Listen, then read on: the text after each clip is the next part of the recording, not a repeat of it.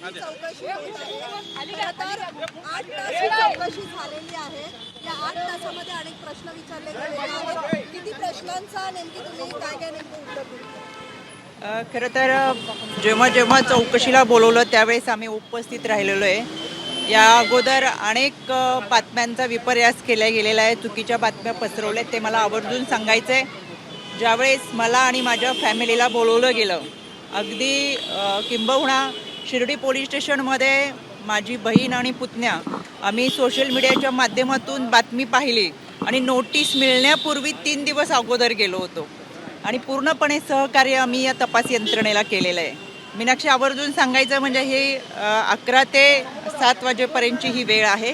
याच्यामध्ये 4-4.5 तासाची चौकशी झाली.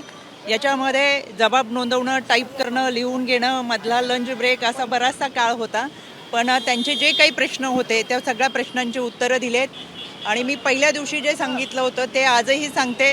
खरात प्रकरणामध्ये खराशी आमचा कोणताही आर्थिक व्यवहार नव्हता, कोणत्याही जमिनीमध्ये आम्ही पार्टनर नव्हतो. त्याच्यामुळे बाकीचे प्रश्न उद्भवत नाहीत.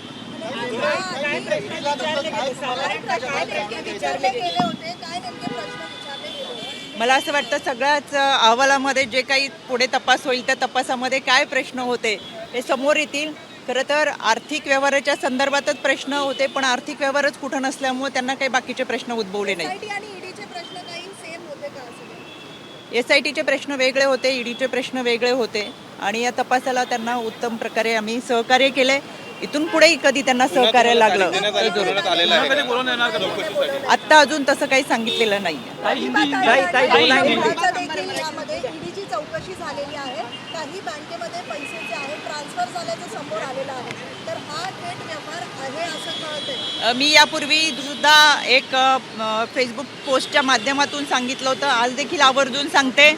समता पतसंस्थेमध्ये जे प्रतिभा चाकणकर आणि तन्मय चाकणकर यांच्या नावाची जी खाती खोलली गेली ती बनावट खाती होती.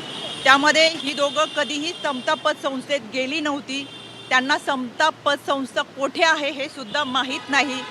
त्याच्यामध्ये त्याचा OTP हा खरातकडे जात होता. त्या ठिकाणी या दोघांच्या सुद्धा या खात्यामध्ये कुठेही सह्या नव्हत्या आणि केवळ या दोघांचीच नाही तर जवळजवळ माझ्या माहितीप्रमाणे 125 ते 150 लोकांची बनावट खाती काढलेली आहेत. ज्या व्यक्तीला घरातून चालता सुद्धा येत नाही अशा लोकांची सुद्धा बनावट खाती ही समता पतसंस्था आणि अजून एक पतसंस्था आहे त्याच्यामध्ये काढलेली आहेत. त्याच्यामुळे ही जी खाती आहेत ती खोटी आहेत. आमचा कोणताही आर्थिक व्यवहार हा खराशी संबंधित नाही आणि कोणताही जमिनीचा व्यवहार नाही.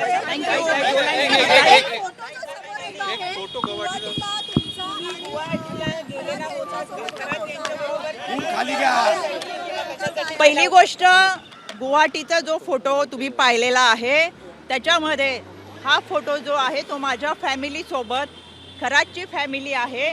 दुसरी गोष्ट, आम्ही खरातसोबत प्रवास केलेला नाही. खरात त्याच्या फॅमिलीबरोबर अनेक ट्रस्टी मेंबरबरोबर दर्शनासाठी तिथे पोचल्यानंतर यापूर्वी माझ्या कुटुंबाने कधीही दर्शन केलेलं नव्हतं आणि त्यावेळेचा आमचा भाव असा होता की आपल्याला आपल्या गुरुबरोबर जर दर्शन करता आलं तो आध्यात्मिक भाव म्हणून आम्ही स्वतंत्र पुण्यावरून प्रवास करून गेलो होतो आणि तिथं सोबत आम्ही दर्शन घेतलं होतं. त्याच्यानंतरचा त्यांचा प्रवास त्यांच्या लोकांसमवेत होता. खरात अनेक लोकांबरोबर त्याच्या कुटुंबाबरोबर तिथे आलेला होता.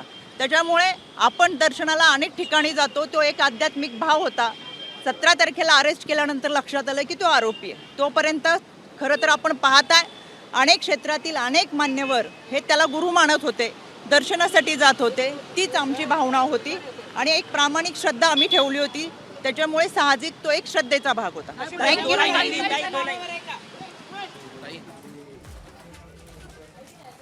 तर अशोक खरातसोबत कोणताही आर्थिक व्यवहार झालेला नसल्याचं रुपाली चाकणकर यांनी स्पष्ट केलेलं आहे. समता पतसंस्थेच्या अनुषंगानं रुपाली चाकणकर यांची ED चौकशी आज जवळपास 5 ते 6 तास मुंबईच्या वरळी कार्यालयामध्ये सुरू होती. ती चौकशी पार पडल्यानंतर रुपाली चाकणकर यांनी दिलेलं हे स्पष्टीकरण. ABP माझा, उघडा डोळे बघा नीट.